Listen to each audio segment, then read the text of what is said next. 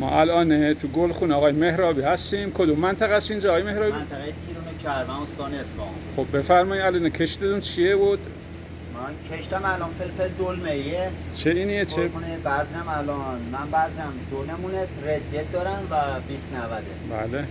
که اول بذر رجت داشتم که یواش یواش این ویروس روکوز داشتم قبل کشتم هم یه ویروسی روکوز داشتم رو اون کشت قبل این که گوتامو بردم بیرون گلخونه رو خالی کردم. بعد از اون که اومدم کشت رجت رو زدم رو اون کشت رجت هم یه تاثیرای گذاشته و دوباره شروع کردم. اینایی که الان من 2090 کاشتم به خاطر اینکه اونا ویروس روشون اثر گذاشت مجبور شدم اونا رو ریختم بیرون. بله. خالیشون کردم و اومدم 2090 رو گذاشتم. بعد حدود 20 روز پیش در 15 روز 20 روز پیش اومدم از یه ماده سولفامی از شرکت آریان استفاده کردم که برای جلوگیری از ویروس بود، شطه، تریپس، کلا برای آفت ها بود که استفاده کردم. هم رو رنگ آوری فلفلم خیلی تاثیر گذاشت، هم که تونستم شطه و